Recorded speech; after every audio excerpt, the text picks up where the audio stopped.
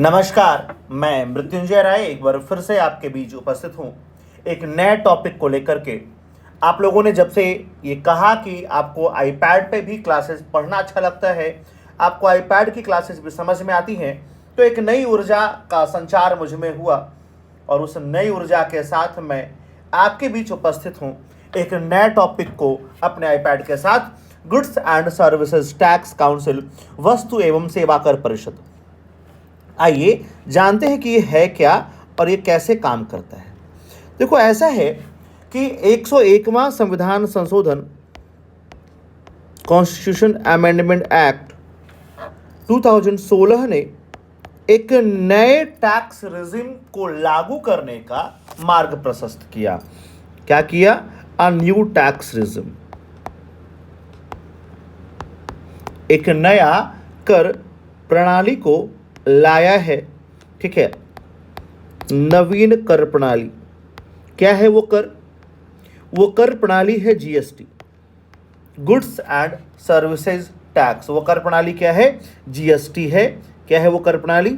GST, goods and services tax, वस्तु और सेवा कर इसको कहते हैं। ठीक है, अब इस कर को लगा तो दिया भारत सरकार ने, लेकिन ये टैक्स बहुत इफिशिएंट एडमिनिस्ट्रेशन कर सके, स्मूथ और इफिशिएंट। क्या रिक्वायरमेंट था? रिक्वायरमेंट था कि बहुत स्मूथ एंड इफिशिएंट एडमिनिस्ट्रेशन। ठीक है, यानी एक बहुत सुगम और कुशल प्रशासन की आवश्यकता थी। और इसके लिए क्या चाहिए था हमें? तो इसके लिए हमें चाहिए था केंद्र और राज्यों का सहयोग, coordination between the centre and the state, coordination between centre and state, राज्य और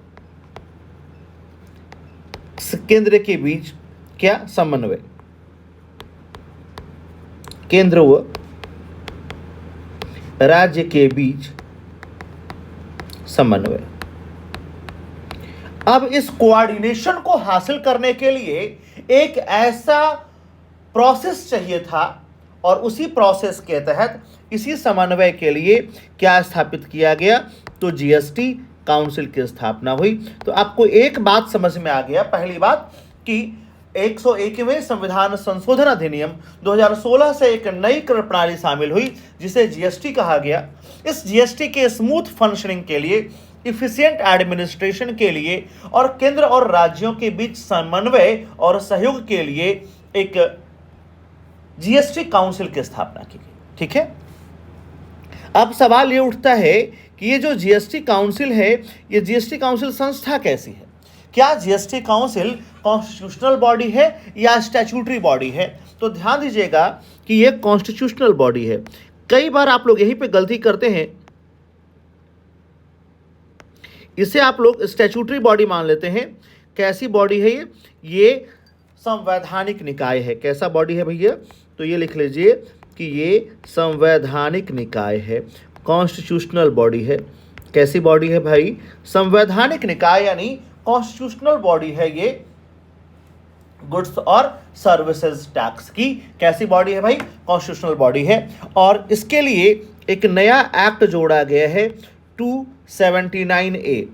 279A जोड़ करके भारत के राष्ट्रपति को, प्रेसिडेंट ऑफ इंडिया को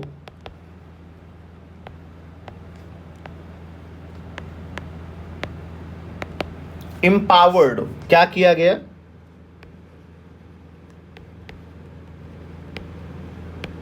एम्पावर्ड किया गया। और प्रेसिडेंट ऑफ इंडिया ने क्या किया? जीएसटी काउंसिल की स्थापना की। ठीक है, तो यह आर्टिकल 279A जीएसटी काउंसिल की स्थापना के लिए भारत के राष्ट्रपति को शक्तियां देता है और इसी शक्ति के जरिए 2016 में भारत के राष्ट्रपति ने जीएसटी काउंसिल की स्थापना की। मुझे लगता है आप सब लोग पहली बार जीएसटी काउंसिल पढ़ रहे होंगे। अमूमन लोग इसको पढ़ाते नहीं, लेकिन यहाँ से अगर आप देखें तो यूपीएससी में सवाल आ रहा है, यहाँ से आप देखेंगे तो बीपीएससी में सवाल आ रहा है, यहाँ से आप देखेंगे तो बहुत सारे तमाम सारे क्वेश्चंस लगातार बन रहे हैं, तमाम सारे क्वेश्चंस लगातार पूछे जा रहे हैं प्रीलिम्स और मेंस में। तो ये था जीएसटी काउंसिल। अब एक सवाल आता है कि भाई ये जो जीएसटी काउंसिल आपने बना दिया, उसका ऑफिस क्या होगा, उसका हेडक्वार्टर कहाँ होगा? तो देखिए ये तो बहुत कॉमन सा सवाल है कि जैसे बाकी सारे हेडक्वार्टर्स भारत में लगभग दिल्ली में ही हैं, तो जीएसटी काउंसिल का जो सेक्रेटेरिएट है वो भी कहाँ है? वो भी न्यू दिल्ली में है। कहाँ है? तो जीएसटी काउंसिल का जो सेक्रेटेरिएट है वो भी कहाँ है? वो भी नई दिल्ली में ही एस्टैब्लिश है। ठीक है। अब कहा जाता है कि भाई इसका हेड कौन होगा, इसका हेड कौन होगा? तो जो रेवेन्यू सेक्रेटरी है, यूनियन रेवेन्यू सेक्रेटरी, वो उसका एक्स ऑफिशियो सेक्रेटरी होगा। कौन सेक्रेटरी होगा? तो लिख लीजिए the union revenue secretary, the union revenue secretary, ये इसका क्या होगा? Ex officio. एक्स ऑफिसियो को हिंदी में कहते हैं पदेन, CIO, एक्स ऑफिसियो यानी पदेन, पदेन सचिव होगा। क्या होगा? इसका पदेन सचिव होगा। ठीक है, बोले क्लियर है बात? क्या होगा? इसका पदेन सचिव होगा, यही इसका हेड होगा। ठीक है, चलिए अब हम लोग बात करते हैं कि इसका क्या विजन रहा है और क्या मिशन रहा है, क्या इसकी दृष्टि है जीएसटी काउंसिल की, और जीएसटी काउंसिल जो है किस मिशन से बना है। तो आइए अब हम लोग बात करेंगे, हम लोग चर्चा करते हैं जीएसटी काउंसिल, इसका विजन क्या है, इसकी दृष्टि क्या है,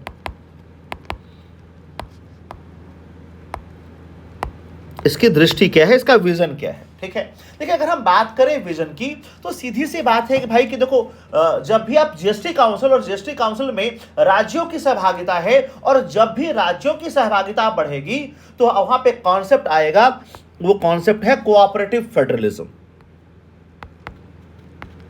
क्या है कॉन्सेप्ट? कोऑपरेटिव फेडरलिज्म, सहकारी संघवाद। क्या कहेंगे इसे? सहकारी संघवाद। तो इसका जो पहला उद्देश्य है वह सहकारी संघवाद को स्थापित करना है, या सहकारी संघवाद को उच्च मानकों में उसके हाईएस्ट स्टैंडर्ड को क्या करना है? उसके हाईएस्ट स्टैंडर्ड को मेंटेन करना है या स्थापित करना है। क्या करना है? उच्च मानक। तो सहकारी संघवाद के उच्च मानकों की स्थापना करना है, ये आपको समझ लीजिए कि अच्छा, सहकारी संघवाद एक ऐसा संघवाद जिसमें राज्यों की भी बराबर भूमिका हो, एक ऐसा संघ जिसमें राज्य एक्टिवली पार्टिसिपेट करें, जिसमें राज्यों को बड़ा अहम स्थान दिया जाए, तो वह सहकारी संघवाद होगा। तो इसका जो कामकाज का जो दृष्टि है वह सहकारी संघवाद को क्या करना है? एक उच्च मानक स्थापित करना है, और साथ ही साथ एक ऐसा कॉन्स्टिट्यूशनल बॉडी बनाना है, एक ऐसा फेडरल बॉडी बनाना है जिसमें जीएसटी से जुड़े हुए सारे निर्णय लेने की शक्ति हो। तो एक दृष्टि इसकी ये हो गई। आइए कलर चेंज करके बात करते हैं इसके दूसरे दृष्टि की। इसका दूसरा दृष्टि है कि एक ऐसा फेडरल या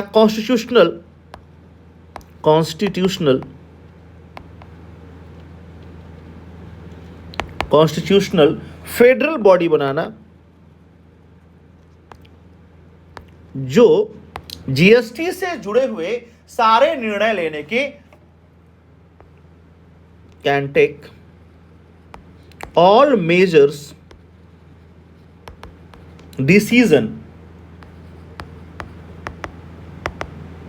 decisions relating GST.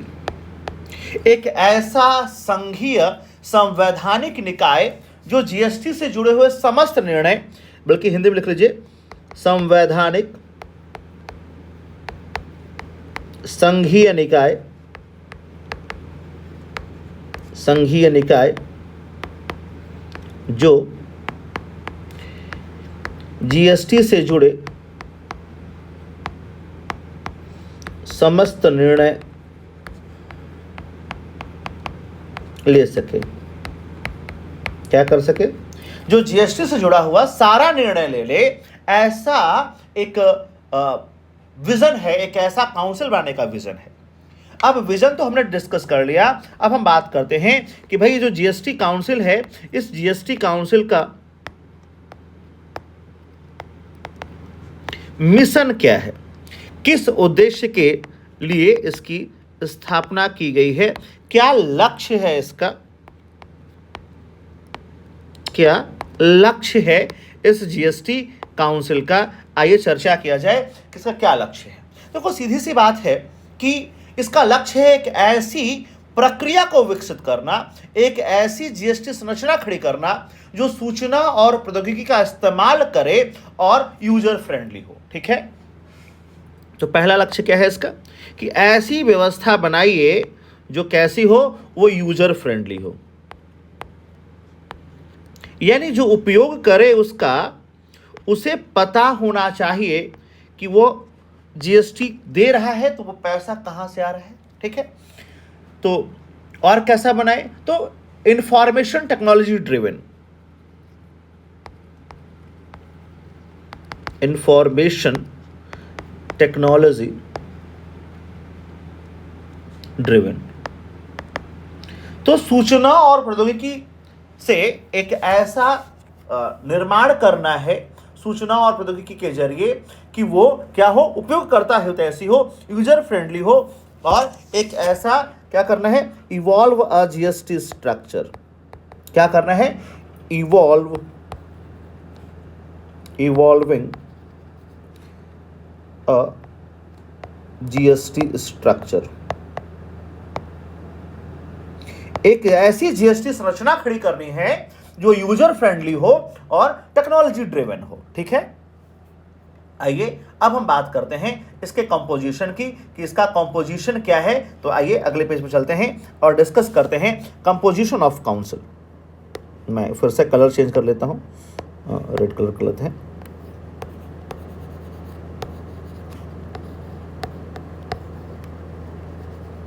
Composition of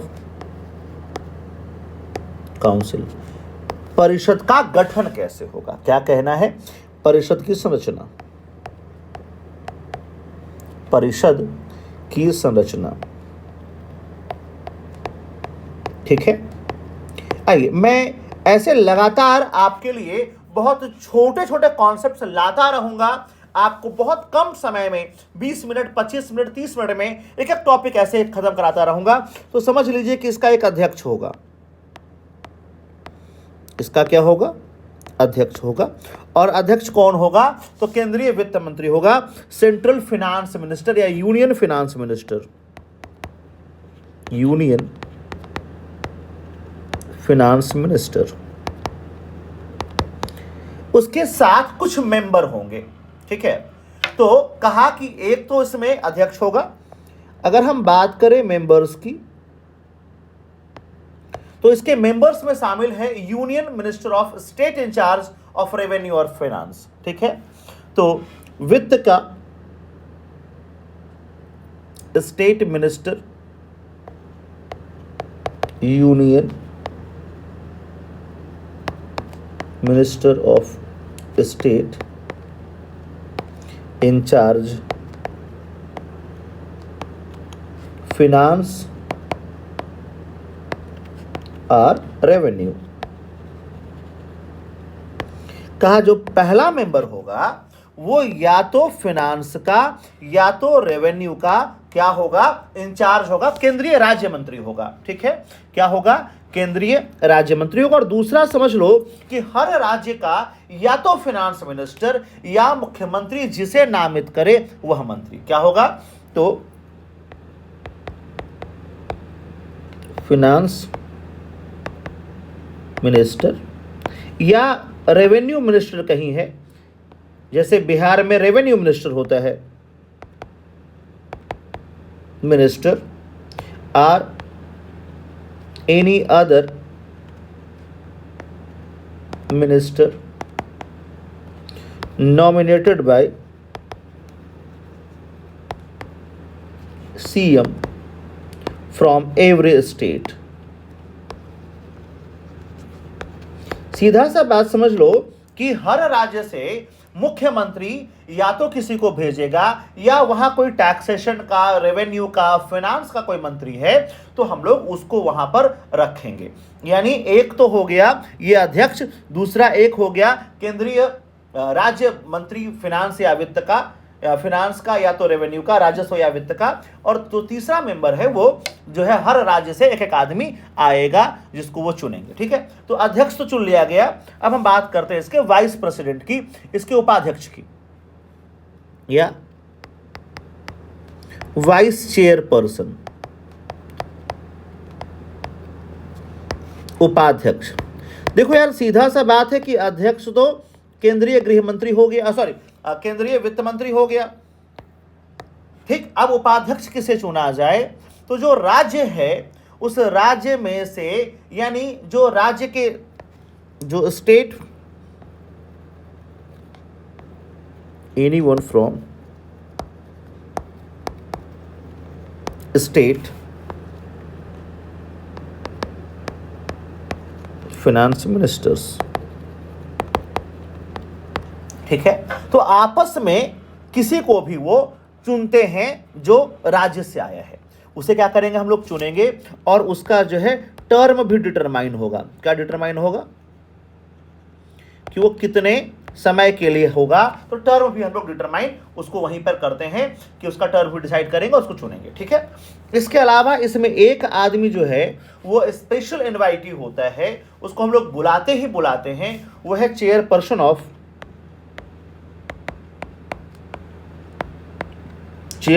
of CBEC, central board of excise and customs. ये जो है परमानेंट इनवाइटी है, परमानेंट इनवाइटी। इसे हम लोग इनवाइट करेंगे ही करेंगे। ये इनवाइट होगा, लेकिन ये नॉन वोटिंग कैंडिडेट है, ये वोट नहीं करेगा, ये बैठेगा लेकिन ये किसी भी मामले में वोट नहीं करेगा, तो इसे हम लोग हर हाल में इनवाइट करेंगे। परमानेंट इनवाइटी है ये प्रोसीडिंग्स में, काउंसिल के सभी प्रोसीडिंग्स में ये बैठेगा, लेकिन उसको वोट देने का पावर नहीं होगा। ठीक है, तो ये था इसका कंपोजिशन। अब हम बात करते हैं क्या क्या जो है काउंसिल का क्या क्या वर्क है, क्या क्या कार्य है काउंसिल का। ठीक है, तो आइए हम लोग चर्चा करते हैं काउंसिल के फंक्शंस की, फंक्शंस ऑफ द काउंसिल। आइए अगला हेडिंग देते हैं, functions of the council.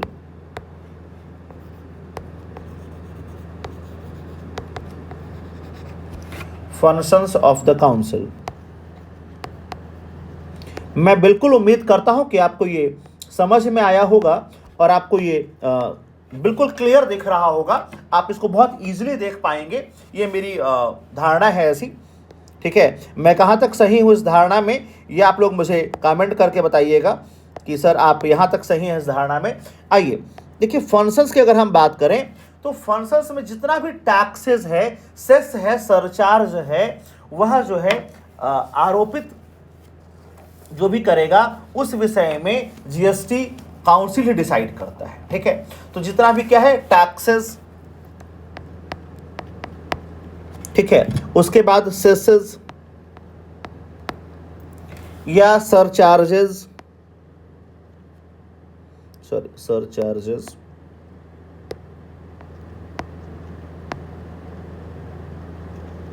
Surcharges जो भी सेंटर, क्या जो भी सेंटर लगाएगा, लेविड बाय सेंटर, उसमें जो है वो जितना भी डिसीजंस है वह कौन लगाएगा। तो जितना भी डिसीजंस है, चाहे वो सेंटर लगाया हो या स्टेट लगाया हो या लोकल बॉडीज लगाई हो, ठीक है, इन तीनों में से कोई लगाया हो, the taxes, the cess, the surcharges levied by centre, either centre और स्टेट और लोकल बॉडीज, या तीनों में से कोई लगा दे, वो सब गेट मर्ज्ड इन जीएसटी। ये सब क्या होगा? Get merged in GST. ये सब जीएसटी में शामिल होगा और इसका निर्णय भी जीएसटी काउंसिल करेगी। ठीक है। अब एक सवाल उठता है कि क्या किसी वस्तु या किसी सेवा को सेवा कर से मुक्त करना है या लगाना है, तो ये डिसीजन होगा। दूसरा डिसीजन क्या होगा? दूसरा डिसीजन ये है इनका कि किस पर वस्तु और सेवा कर लगेगा और किस पर नहीं लगेगा। तो subject to goods and services, goods and services, जो क्या होगा? तो जिस पे या तो आपको लेवी करना होगा, लगाना होगा, या एग्जाम्प्टेड होगा। तो सब्जेक्टेड टू जीएसटी या एग्जाम्प्टेड टू जीएसटी, या तो उस पे आपको लगाना है या उससे हटाना है। ये पूरा निर्णय जीएसटी काउंसिल करती है। क्या कौन करता है? जीएसटी काउंसिल करता है। इसके अलावा मॉडल कोड, मॉडल कोड या model code of GST laws, GST के कुछ जो सामान्य नियम है वो बनाएगा। उसके बाद जो है किस तरह प्रिंसिपल ऑफ लेवी क्या होगा, प्रिंसिपल्स ऑफ लेवी यानी कर लगाने का सिद्धांत क्या है। उसके बाद है कि कहीं अगर जीएसटी लगा है तो कैसे लगा है। अगर inter state trade and commerce है तो इंटर स्टेट ट्रेड और कॉमर्स पे, हाँ, अगर inter state trade and commerce है यानी एक ऐसा ट्रेड एंड कॉमर्स जो बहुराज्यीय है या दो राज्यों के बीच है, तो प्रिंसिपल्स तो इसमें गवर्निंग प्रिंसिपल कि कैसे उस पर लिया जाएगा, कैसे वसूला जाएगा, ये भी जीएसटी काउंसिल ही डिसाइड करता है। ये भी कौन करता है? ये भी जीएसटी काउंसिल ही डिसाइड करता है। ठीक है। फिर कहता है कि एक थ्रेशहोल्ड लिमिट, क्या? एक कारोबार की सीमा, द थ्रेशहोल्ड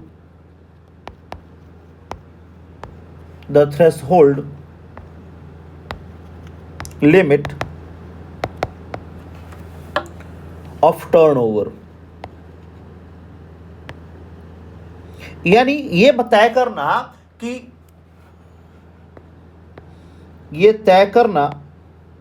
कि किस सीमा के नीचे गुड और service tax which GST exempted which में, ठीक है, जीएसटी एग्जाम्प्टेड लिख लो, सिंपल। ऐसा सीमा, कारोबारी सीमा तय करना जिसके नीचे जीएसटी न लगे। सातवां कार्य इसका है, मैं कलर चेंज कर देता हूं, इसका सातवां कार्य है कि रेट या floor rates with brands of GST. ठीक है। यानी बैंड सहित दरें, बैंड रेट्स जो है, बैंड्स ऑफ जीएसटी वो तय करेगा कि किस पर कितना कितना लगेगा। तो न्यूनतम नियत दर यानी ये तय करेगा the rates including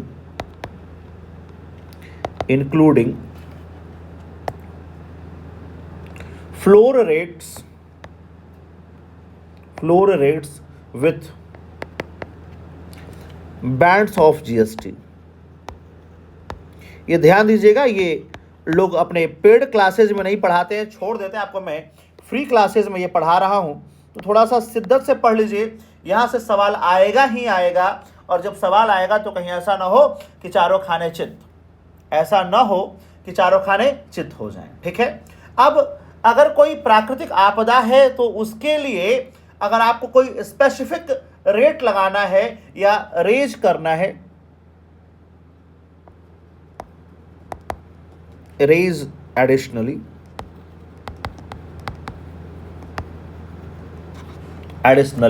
due to natural calamity या ड्यूरिंग एनी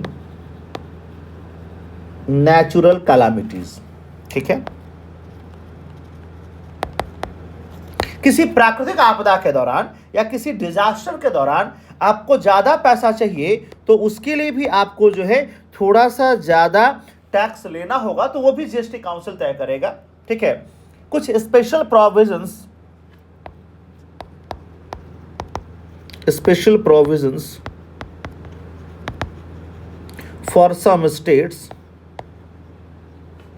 कुछ राज्यों के लिए कुछ विशेष प्रावधान है, जैसे अरुणाचल प्रदेश है, आसाम है, जम्मू कश्मीर है, मणिपुर है, मेघालय है, मिजोरम, नागालैंड, सिक्किम, त्रिपुरा, हिमाचल, उत्तराखंड, इन सब राज्यों के लिए कुछ स्पेशल दर भी तय करेगा। और उसके साथ ही साथ जीएसटी काउंसिल एनी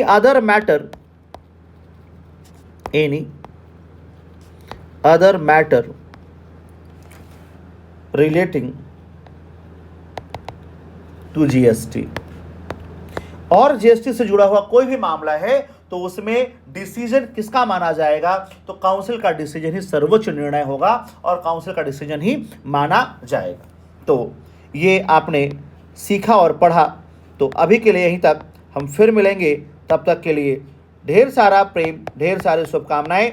और जिन लोगों ने अब तक मेंटोरशिप का टेस्ट देना नहीं शुरू किया है, अगर सफलता चाहते हैं तो मेंटोरशिप का टेस्ट देना शुरू कीजिए। धन्यवाद। जय हिंद।